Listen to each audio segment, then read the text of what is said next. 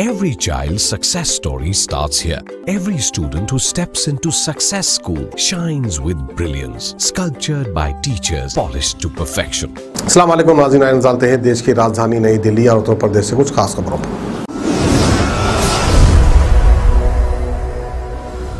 Corona संक्रमित और corona से रिकवर हुए पेशेंट्स में अचानक से बढ़े ब्लैक फंगस के मामले, जिसने एक बार फिर मुश्किलें पैदा कर दी हैं। राजधानी के अलग अलग हॉस्पिटल्स में एडमिट इन पेशेंट्स के लिए एम्फोटेरेसिन बी नाम के इंजेक्शन बाजार से गायब हो चुके हैं। एक इंजेक्शन की कीमत 12,000 रुपए तक ली जा रही है, जिसकी वजह से इसकी कालाबाजारी भी पिछले 3 दिन में काफी बढ़ गई है।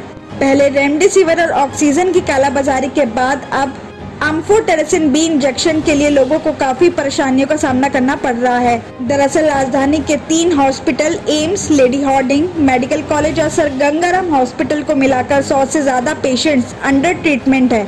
जब राजधानी के भागीरथी पैलेस और चांदनी चौक के अलावा बड़ी फार्मेसी पे पता चला कि वाकई में ये इंजेक्शन बाजार से गायब हो चुके हैं, तो वहीं गंगाराम हॉस्पिटल के डॉक्टर मनीष जुंगल ने बताया कि उनके यहाँ बीते शनिवार शाम तक 45 ब्लैक फंगस के पेशेंट्स एडमिट थे। जिन पेशेंट्स को कोविड के साथ ये संक्रमण है, उन्हें एडमिट कर लिया जा रहा है, लेकिन नॉन कोविड पेशेंट के लिए ना ही इतने बेड है और ना ही इंजेक्शन, लेकिन उन्हें भी ये इंजेक्शन नहीं मिल पा रहा है। बताया जा रहा है कि पिछले साल भी सबसे पहले सर गंगाराम हॉस्पिटल ने ऐसे पेशेंट्स का खुलासा किया था, लेकिन उस दौरान राज्य और केंद्र सरकार ने ध्यान नहीं दिया। आपको बता दें कि अगर ब्लैक फंगस पेशेंट्स को जल्द से जल्द ट्रीटमेंट नहीं मिलता तो आंखों की रोशनी या फिर दिमाग तक संक्रमण के पहुंचने का खतरा रहता है।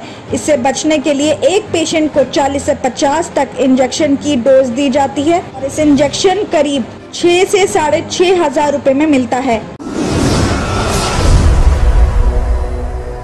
सुनहरा बॉर्डर पर नए कृषि कानूनों के विरोध में पिछले 125 दिनों से किसान प्रोटेस्ट पर बैठे हैं।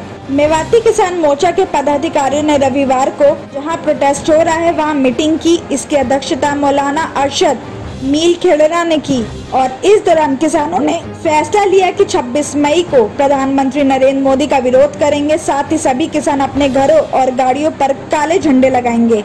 मेवाती किसान मोर्चा के प्रवक्ता एडवोकेट अब्दुल रशीद ने कहा कि 6 महीने बीत जाने के बाद भी केंद्र सरकार किसानों की नहीं सुन रही है। इस मौके पर किसान मोर्चा के संयोजक मौलाना अरशद मील खेड़ला, प्रवक्ता रशीद अहमद, एडवोकेट मुफ्ती सलीम सारकस, अंजुम खान, अब्दुल्ला सुनहेड़ा और कारी इतियाक, सभी ये किसान नेता मौजूद थे।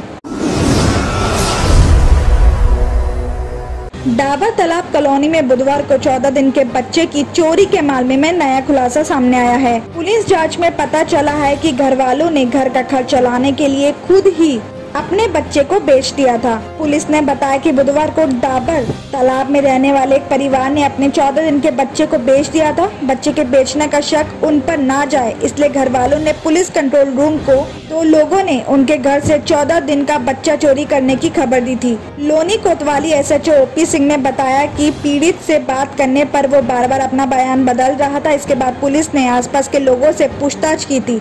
पूछताछ में पता चला था कि पीड़ित के घर पर एक परिवार बुधवार दोपहर करीब 12 बजे आए थे और करीब 2.5 घंटे बाद दोनों घर वाले 2 काले रंग के बैग लेकर पीड़ित के घर से निकल गए थे। पुलिस को शक हुआ और बच्चे के पिता को हिरासत में लेकर पूछताछ की और पूछताछ में खुलासा हुआ कि पीड़ित घर वालों ने घर का खर्च चलाने के लिए ही अपने 14 दिन के बच्चे को बेच दिया था। इससे पहले भी घर वालों ने 3 साल पहले अपने पहले बेटे को करीब 1 लाख रुपए में बेच दिया था।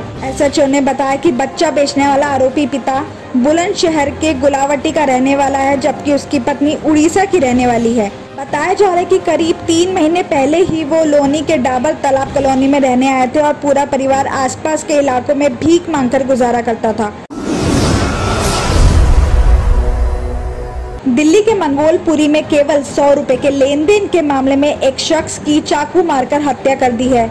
आरोपी जितेंद्र ने अपनी पत्नी रेशमा के साथ मिलकर अजीत नाम के एक शख्स पर चाकुओं से वार किया है। घायल अजीत को उसके पिता विजयपाल संजय गांधी हॉस्पिटल लेकर पहुंचे। यहाँ इमरजेंसी में इलाज के दौरान डॉक्टरों ने उसे मृत घोषित कर दिया। डॉक्टर ने बताया कि ज्यादा खून बह जाने की वजह से उसकी मौत हो गई है। पुलिस के मुताबिक दोपहर करीब 2:45 बजे पीसीआर कॉल से उन्हें इस मामले की जानकारी मिली थी। मृतक के पिता ने ही फोन करके बताया था कि उनके बेटे को किसी ने चाकू मार दिया है, जो अभी संजय गांधी हॉस्पिटल में मौजूद हैं। जब पुलिस वहां पहुंची तो अजीत मर चुका था और उसके दाहिने पैर के घुटने के पीछे एक चाकू की चोट का निशान था। बताया जा रहा है कि मृतक अजीत ने मंगोलपुरी पी ब्लॉक के रहने वाले आरोपी जितेंद्र से 100 रुपए उधार लिए थे।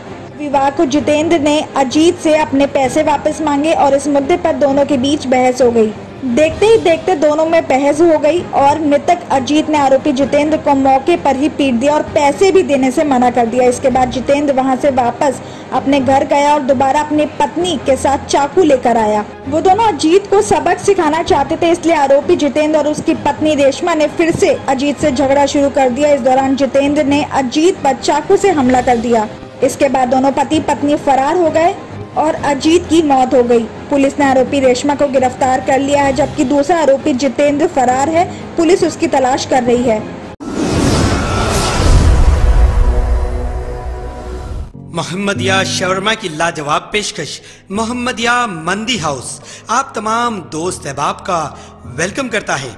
अलहदा कैबिन में बैठकर अपने दोस्त अहबाब फैमिलीज के साथ मटन मंदी, चिकन मंदी, फिश मंदी और प्रॉन्स मंदी का मजा लीजिए। एक बार चले आइए, बार बार चले आइए। मोहम्मदिया मंदी हाउस तमाम प्लेटर्स का मजा लीजिए और साथ ही साथ हैदराबादी दम बिरयानी का मजा लीजिए। आप तमाम का वेलकम करता है होम डिलीवरी की सहूलत के साथ मोहम्मदिया मंदी house near Mohammadia shawarma, Kadarbagh, नानल नगर रोड, हैदराबाद 9701806623।